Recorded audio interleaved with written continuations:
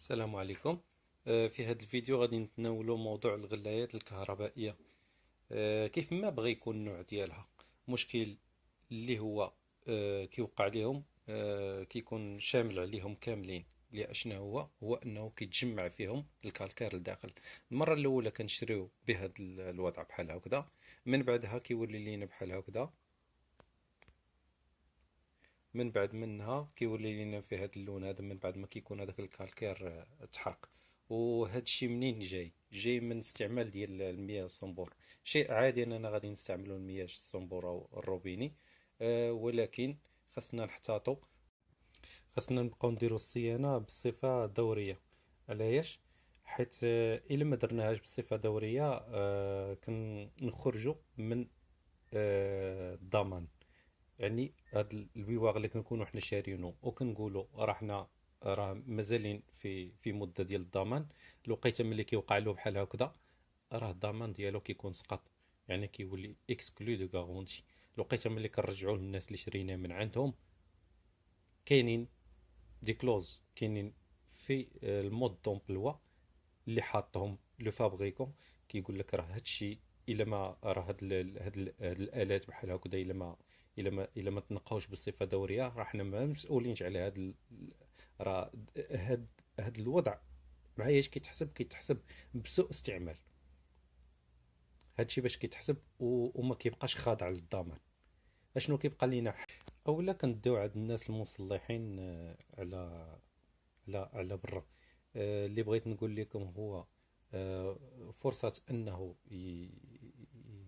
يعاود يتصلح ويرجع من جديد كيف ما كان، كتكون الحظ قليل جدا او لا غادي يكون مكلف. ولهذا شنو هو كنولوا ضايعين في البويواق ديالنا. ولهذا اشنو هو غادي نديرو والحل اللي كاين اخواني؟ الحل بسيط جدا وغير مكلف. شي حاجه بسيطه. اش كناخدو؟ كاس ديال الخل، كيف ما بغى يكون خل عادي اولا الخل الابيض، نخويو فيه بحال هكذا بهذه الطريقه.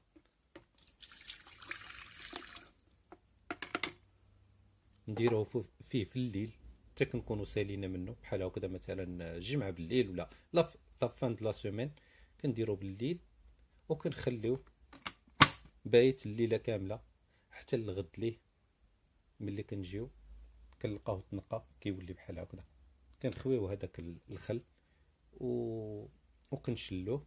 ولا ممكن اننا كنديرو فيه مره واحده انه يطيب الماء باش يدي براسه لينا من هذاك البقايا ديال الخل ومن الريحه ديال الخل، في حاله الناس اللي ما كتعجبهمش الريحه ديال الخل. وبهذا كنكونوا نظفنا البويواغ ديالنا.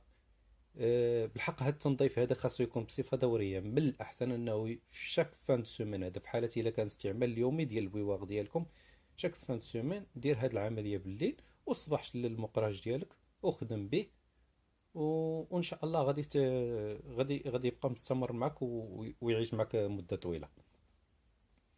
هذا حل اللي هو ما فيش دي برودوي اللي هما غادي نخافوا منهم، غادي نقولوا غادي نديروا فيه برودوي يبقى لينا يتخلط لينا مع الماء ديالنا اللي غنشربوا ولا هادي. الخل طبيعي كاملين كنتناولوه. ما كاينش فيه مشكل. وبهذه الطريقه كنكونوا تهنينا من هاد التكاليف اللي غادي تكون زايده ولا من هاد المشكل ديال الضياع ديال هاد البويواغ. اذا عجبكم الحل حاولوا تبارطاجوا مع الاصدقاء ديالكم. وشكرا على المتابعه.